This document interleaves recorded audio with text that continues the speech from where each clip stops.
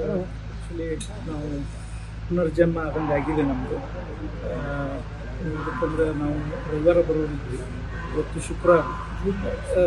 ಶುಕ್ರವಾರ ನಾವು ಎಷ್ಟು ಡೈಲಿ ಆನಂದ್ ಅವರು ಪ್ರಯತ್ನ ಕಟ್ಟೆ ಪಡೋರು ಸಿಕ್ಕಾಪಟ್ಟೆ ನಾವು ಎವ್ರಿ ಡೇ ಒಂದು 66 ಜನ ಇದ್ವಿ.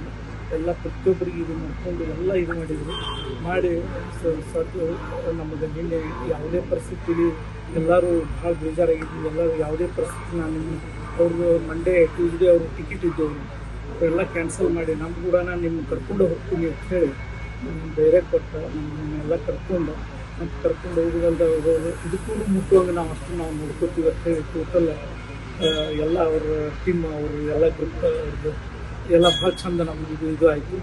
ಈಗ ಸತ್ಯವಾಗಿ ಹೇಳ್ಬೇಕಾದ್ರೆ ನಮ್ಮದು ಪುನರ್ಜನ್ಮ ಆಗಿದೆ. ಸಂತೋಷ್ ಗಣಿ ಬಿಜಾಪುರ. ಶಂಕರವಾಯಿತು. ನಾವು ಖಾಸಗಿ ಕಾರ್ಯಕ್ರಮಕ್ಕೆ ದುಬೈನಲ್ಲಿ ಹೋಗಿದ್ದೀವಿ. ಕರ್ನಾಟಕದಿಂದ ಸುಮಾರು 70 ಜನ. ನಾವು ನಿಗದಿಯಾದಂತೆ ಭಾನುವಾರ ದಿನ ಬೆಳಗ್ಗೆ ಬರಬೇಕಿತ್ತು. ಅವತ್ತಿನ ದಿನವೇ ಅಲ್ಲಿ ಇರಾನ್ ಮತ್ತು ಇಸ್ರೇಲ್ ಇದ್ದುದರಿಂದ ಅಲ್ಲಿ ಬಾಂಬ್ ದಾಳಿ ಸ್ಟಾರ್ಟ್ ಆಗಿದ್ದರಿಂದ ನಮ್ಮ ವಿಮಾನಯಾನ ಹಾಗೆ ಮುಂದುವರಿತಾನೆ ಬಂತು. ಸೋಮವಾರ ಕೊಡ್ತೀವಿ, ಮಂಗಳವಾರ ಕೊಡ್ತೀವಿ, ಯಾವುದೇ ಒಂದು ವಿಮಾನ ಪ್ರಾರಂಭ ಆಗಲೇ ಇಲ್ಲ. ಕೊನೆಗೆ ನಮಗೆಲ್ಲ ಸರ್ಕಾರದ ಮತ್ತು ಕೇಂದ್ರ ಮತ್ತು ರಾಜ್ಯ ಸರ್ಕಾರದ ಅನೇಕ ಮುಖಂಡರು ನಾವು ಪದೇ ಫೋನ್ ಮೂಲಕ ಎಲ್ಲ ನಮ್ಮ ದೂರವಾಣಿ ಮೂಲಕ ವಿಚಾರಿಸಲಾಗಿ ಕೇವಲ ಅವರಿಂದ ಮಾಹಿತಿ ಬಂತು, ಅವರನ್ನು ಸಂಪರ್ಕಿಸಿದಂತ. ಆದರೆ ನಿಜವಾಗಲೂ ಆ ನೆಲದಲ್ಲಿ ನಮ್ಮ ರಾಯಭಾರಿ ಕಚೇರಿಯವರಾಗಲಿ ನಮ್ಮ ಸರ್ಕಾರದ ಯಾವುದೇ ರಾಯಭಾರಿಗಳು ಕೊನೆಗೆ ಬರಲಿಲ್ಲ.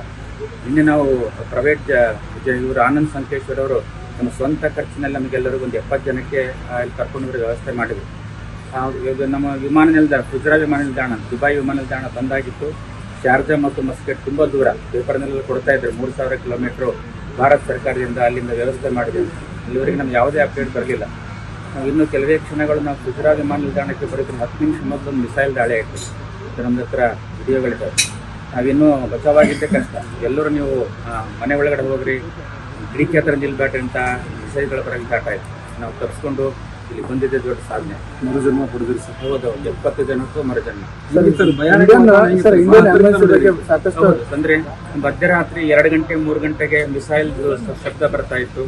ಎಲ್ಲರ ಮೊಬೈಲಲ್ಲಿ ಮೆಸೇಜ್ ಬರ್ತಾ ಇತ್ತು, ದಯವಿಟ್ಟು ನೀವು ಯಾರು ಕಿಟಕಿ ಹತ್ರ ನಿಲ್ಬೇಡ್ರಿ, ರೂಮ್ನಲ್ಲಿ ಇರಬೇಡ್ರಿ, ಬಂಕರ್ಲ್ಲ ಪ್ರೋಗ್ರಾಮ್. ಪದೇ ನಾವು ಕೆಳಗಡೆ ಓಡ್ ಬರ್ತಾ ಇದ್ವಿ. ಸೈರನ್ ಕಡಿಮೆ ತಕ್ಷಣ ಮತ್ತೆ ಮೇಲೆ ಹೋಗ್ತಾ ಇದ್ವಿ. ಮತ್ತೆ 1 ಗಂಟೆಯಲ್ಲಿ ಮತ್ತೆ ಸೈರನ್ ಬರ್ತಾ ಇತ್ತು, ಮತ್ತೆ ಕೆಳಗಡೆ ಬರ್ತಾ ಇದ್ವಿ. ನಾವು ಇದ್ದಿದ್ದು ತುಂಬ ಒಂದು ಸೆಂಟರ್ ಆಫ್ ದ ದುಬೈ. ಅದು ನಾವು ಮಿಲೇನಿಯಂ ಹೋಟೆಲ್ ಅಂತ, ಅದ್ರ ಪಕ್ಕನೇ ಬುರ್ಜ್ ಖಲೀಫಾ ಮತ್ತು ಫಾರ್ಚೂನ್ ಮ್ಯೂಸಿಯಂ ಅಂತ ತುಂಬ ಪ್ರೇಕ್ಷಣೀಯ ಸ್ಥಳಗಳಿತ್ತು. ಅದರ ಸಮೀಪದಲ್ಲೇ ಮಿಸೈಲ್ಗಳ ಶಬ್ದ ಬರ್ತಾ ಇತ್ತು.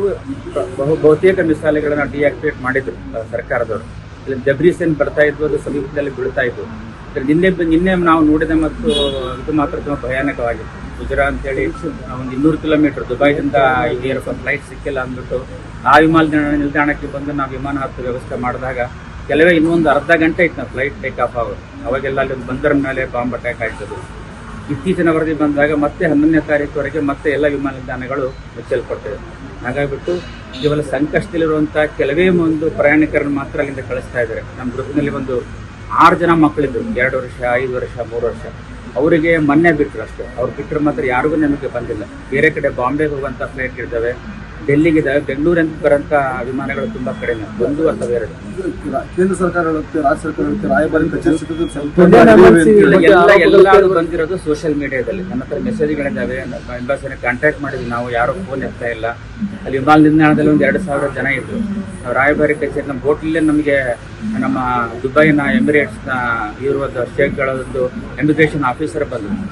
ಅವ್ರು ಹೇಳೋದು ಒಂದೇ, ನೀವು ಯಾವ ನೆಲೆ ಬಂದಾಗಿದೆ, ನಾವು ಏನೂ ಮಾಡ್ಲಿಕ್ಕೆ ಆಗಲ್ಲ, ನಿಮ್ಮ ಸರ್ಕಾರದಿಂದ ಕೆಲವು ಗಂಟೆಗಳ ಮಾತ್ರಕ್ಕಾದ್ರೂ ಬಾಯಿನಾಗ ಸಹಾಯಕತೆ ಆಗಿದೆ ಸರ್. ಹೌದು, ನಮ್ಗೆ ಯಾರೂ ಕಾಂಟ್ಯಾಕ್ಟ್ ಮಾಡಿದ್ರು. ಸರ್ಕಾರ, ಕೇಂದ್ರ ಸರ್ಕಾರ ಆಯಿತು ಅಥವಾ ರಾಜ್ಯ ಸರ್ಕಾರ ಆಯಿತು.